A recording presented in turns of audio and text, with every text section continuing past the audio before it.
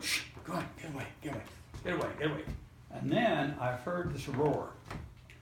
And somebody had told us that in the summertime, in the desert, you can have flash floods, and down comes this water, and it can drown people if they're in the riverbed. I said, Carolyn, get up, quick, we gotta move. And we grabbed our plastic sheet and drug all this stuff up a little slope out of the way. We no sooner got that onto the hill, here came a herd of wild, not wild, but appearing to be wild horses. And since we were at a low level there, I could look across the top of the horses, and there were about 4 or 5 Apache Indians driving them and yelling and with the thing around their head. Is that like in 1910? Huh? That was Carolyn, so that had to be between a reservation. 83 and 89. You're saying the dog woke you up to The dog woke me up. to the reality that the Indians and the horses were coming? That the horses were coming, yeah. But not the flash flood? There was no flood, no. It's just that when I heard this noise, it was sort of indescribable. I thought it was water coming, and it was the horses. Were you in the line of danger? No, but yeah, we were in the riverbed. If we'd have stayed there, they'd run right over the top of us and wouldn't even known we were there, because they're wild. I mean, they look wild. They seem to be wild.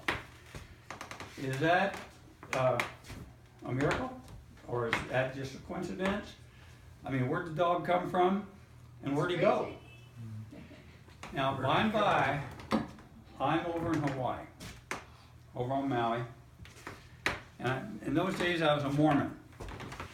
And 2 Mormon missionaries asked me to go out in the rainforest down by Hana and go do some things. We get down there, flat tire. I said, hey guys, I just bought this van a couple days ago. I know I got a jack in here somewhere, and I got a tire in here somewhere. I just had to find it. Well, it turned out to be one of those jacks, a screw jack about that tall, with a handle about 8 or 10 feet long, where you go like this and the jack falls over. So this guy's cranking away, and I knew it was going to fall over. And I crawled under, and I said, this is about the time, I was going to say the jack falls over. And when I said this is about the time, it fell over. The axle came across my chest and pressed me to the ground, but didn't hurt me. Just I couldn't move. I could breathe in my stomach, I couldn't breathe in my chest. This one guy started screaming because he thought I was crushed. I said, that's all right, I'm all right, I just can't breathe. Very good. The first man, woman, or child that comes along will have the answer. And that's always it, that's always true. Instantly I heard somebody talking out there, and he comes back and he says, well, he couldn't help us. I thought, what? I couldn't even move my hands up to do that, but because I'm pinned down. But I was thinking, how could that be that he couldn't help us? It's always the first man, woman, and child, anywhere in the world. Or dog. It's God present, in this case, a dog. Instantly, there's another car there. And I heard him talking. Here came this big Hawaiian guy that I guessed was Portuguese. I mean, he is a mountain. He had arms like that, and I could see out. I could see him and how big he was and his arms and what have you. And he had a house jack. He fixed the house jack under the back of the car. Usually, you have a 4 or 6 foot long steel bar that you do the house jack with. He went crunch, crunch, crunch. I'm thinking, whoa, that guy's strong. Except I was busy scuffling out from under there as fast as I can. Now what I don't remember, I never talked to the guy. I don't even remember him leaving. I don't remember anything else about that activity even, except we're driving along and I said, you know, you guys, I don't understand it. It's always the first man, woman, or child. When you're in a position by yourself and you have no help, you think. And then one Mormon missionary says, well, Ron, actually, it was sort of the first guy. And I said, what do you mean? He says, well, the first guy spoke English and Pidgin. The second guy only spoke pidgin. And it took the first guy to tell the second guy what we needed, and the second guy had it in his car. That was that. Sorry. Now another day, I'm over in Houston as a civilian. I just got back from Vietnam. I'm driving down the highway to Beaumont. It's super hot. The car I'm driving starts running over with steam. Pull off the side, and in my haste, I go over and open up the radiator really quick, and it just fried my hand.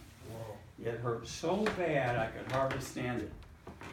But in the military, I learned anytime you have a burn, ice water, it's the fastest thing you can get your hand, or snow, like in Fairbanks, out in a snowdrift. So anyway, I looked up and there's a car there. And the guy says, "Can I help?" And I said, "What I really need is some ice water." He said, "I have a 3-pound can of slush ice in my car, you're welcome to it." As soon as I stuck my hand in, instant relief. Pull it out, instant burn. Back in, instant relief. So I'm going around with one hand, right? So my burn's being taken care of. Get ready to start the car. I realize there's no water. It all ran out. Looked up, and a woman coming from the west pulled up and says, "Can I help you?" I said, "Yes, what I really need is some water." She said, "I've got a 5-gallon can of water. After you use it, leave it in the next town at the first gas station on the right." I'm very grateful. I filled it up with water, and then I realized the car won't start. Looked up. Now, I didn't see any of these guys coming, but when I looked up, they were there. And this third guy, or one was a woman, the third person was going west. He said, "Can I help?" And I said, "Yes, what I really need is jumper cables." The guy pulls over, fastens up the car, gets it going. By and by, we're driving down the street toward Beaumont.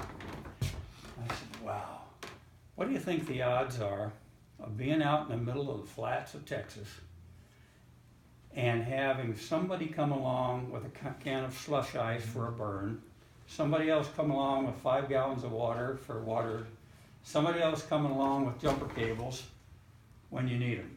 I mean, right when you need them." And is that a miracle, or is that synchronicity? It's definitely synchronicity. Well, maybe it's the elementals in the universe obeying your verbal command. All these situations, you spoke up first. I hope so. You, And the call compels the answer. Now, where I identify with that now, I don't believe in this nonsense of our aura being the end of our arms and it's 9 feet or it's 6 feet or all that stuff. I believe now, like St. Germain points out, we should be thinking of our aura 1,000 feet in that direction, 1,000 feet in that direction, that direction, that direction, this direction, this direction, and that we're constantly forgiving our love out through this 1,000 feet, not that we're limited to 1,000 feet by any chance. And I also am not interested in this nonsense, except when it applies, of somebody did something to me, so I have to forgive them. And the idea is somebody did something to me, I forgive them, and then I'm supposed to forget it and that sort of thing, which is great. And at that stage of things, that's wonderful. But I happen to believe